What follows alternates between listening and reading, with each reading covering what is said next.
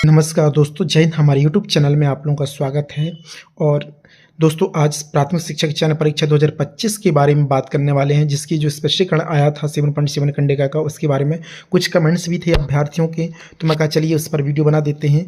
एक अभ्यर्थी ने, कल मैं लाइव आया था तब भी उसने कमेंट किया था और बाद में भी कमेंट किया था, क्या सर मेरे 60 नंबर हैं और मैं अनरिजर्व से बिलोंग करता हूँ, मतलब अदर स्टेट है या फिर एमपी का, मुझे नहीं मालूम, बट वो अनरिजर्व कैटेगरी में आता है, और क्या मेरा सिलेक्शन हो जाएगा ये मुझे बता दीजिए। मैं आरसीआई से मान्यता प्राप्त विशेष शिक्षा में डिप्लोमाधारी हूँ। ये भी कमेंट था।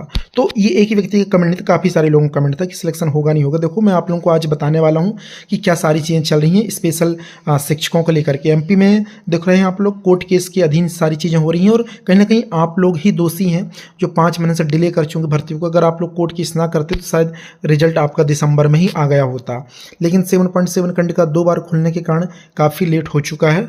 बट देखो, जो भी चीज़ें चल रही हैं वो सबके समक्ष हैं, सबके सामने हैं, और कौन क्या कर रहा है सबको मालूम है। दोस्तों, 7.7 खंडिका के संबंध में जो स्पष्टीकरण है वो आया था मध्य प्रदेश का, जिसमें मध्य प्रदेश शासन स्कूल शिक्षा विभाग का आदेश आया था 13 अगस्त 2025 को, जिन्होंने दोस्तों प्राथमिक शिक्षक संवर्ग में कुल 3200 पद चिन्हांकित किए थे। यानी जहाँ जहाँ उनको आवश्यकता थी सरकार को, तो वो 3200 पद को चिन्हांकित किया गया। देखो, रोस्टर जारी नहीं हुआ, एक चीज़ बता दे रहा हूँ मैं, ये रोस्टर जारी नहीं हुआ है, 3200 पद केवल चिन्हांकित किए गए हैं, और इन पदों की पूर्ति भी इसी प्राथमिक शिक्षक चयन परीक्षा 2025 में की मेरिट से होनी है। मतलब इसमें दोनों प्रकार के अभ्यर्थी शामिल हुए हैं, वो भी और नॉर्मल वाले भी। इसके बाद लिखा कि विज्ञापित पदों में विशेष शिक्षक के पद भी सम्मिलित हैं। विज्ञापित पदों में विशेष शिक्षक के पद सम्मिलित का मतलब ये है कि यहाँ से जो सिलेक्ट होंगे तो वो क्या कहला जाएंगे, वो सम्मिलित पद कहला जाएंगे। मान लेते हैं 3200 पद में भर्ती होगी, मान लेते हैं 500 अभ्यर्थी मेरिट में आते हैं स्पेशल वाले, तो 500 क्या हो गए इस मेरिट क्रम से लग जाएंगे। बचे 32 में 500 कम करेंगे तो 2800 पद बचते हैं, तो 2800 के लिए क्या करेंगे, अलग से विज्ञापन जारी करेंगे, वो अभी मैं बताने वाला हूँ।